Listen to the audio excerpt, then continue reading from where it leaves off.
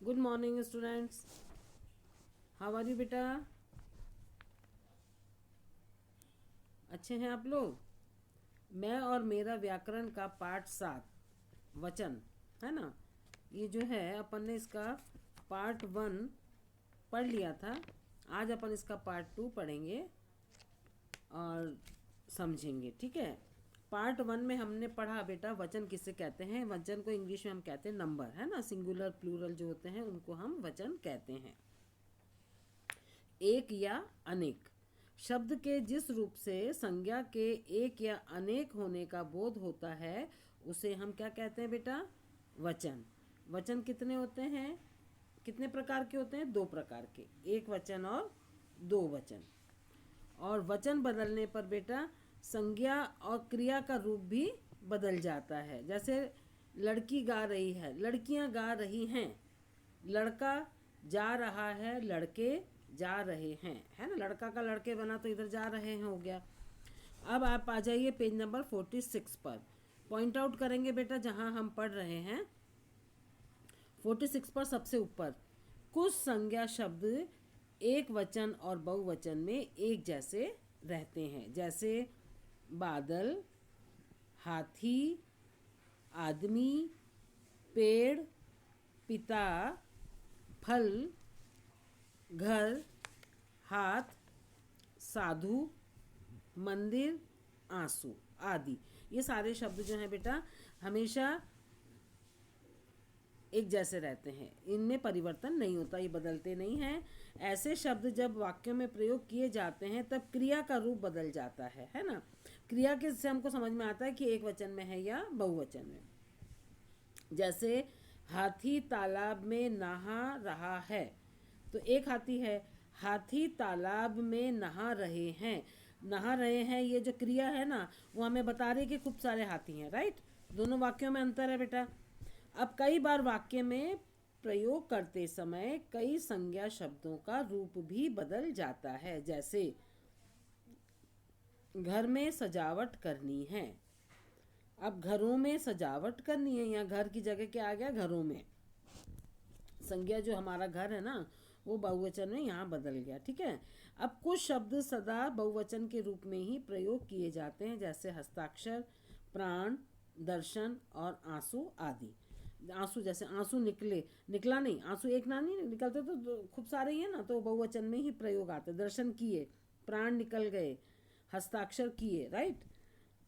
और उसके बाद है बेटा यदि शब्द के अंत में ई या ऊ है, मतलब बड़ा ई या बड़ा ऊ है, तो बहुवचन में छोटा ई और छोटा ऊ हो जाता है। ई और ऊ हो जाता है। जैसे साड़ी, ड़ी में बड़ी की मात्रा लगी है, जब इसको बहुवचन बनाया साड़ियाँ तो छोटी की मात्रा लग गई और या के ऊपर चंद्र बिंदु, राइट।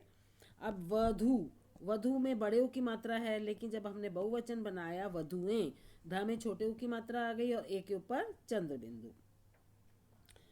तो उसके बाद आदर देने के लिए एक वचन के स्थान पर बहुवचन का प्रयोग किया जाता है। जैसे गांधी जी महान थे, तो गांधी जी हैं तो एक, लेकिन उनको हमें आदर देना है तो हम थे लगाएंगे। और मामा जी खिलौना लाए हैं, मामा जी उनको तू करके तो बोल नहीं सकते, मामा जी खिलौना लाया है तो लाए हैं हमको बहुवचन में ही क्रिया को बोलना पड़ेगा, ठीक है।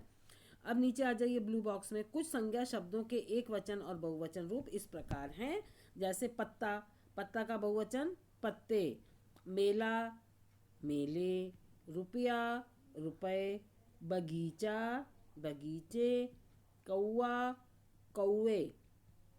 घड़ा का बहुवचन घड़े, तिनका, तिनके, पैसा, पैसे, सड़क, सड़कें, और दवाई, दवाइयाँ। देखो दवाई में बड़ा ही लगा बेटा, दवाइयाँ लिखते समय हमने छोटा ही बना दिया इसको, या में चंद्र बिंदु आ गया।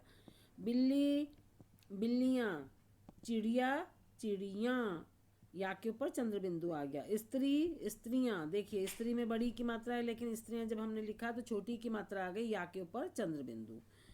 और कुर्सी, कुर्सियाँ, कुर्सी में बड़ी की मात्रा है, जब हमने कुर्सियाँ लिखा तो छोटी की मात्रा आ गई और यहाँ पे चंद्र बिंदु।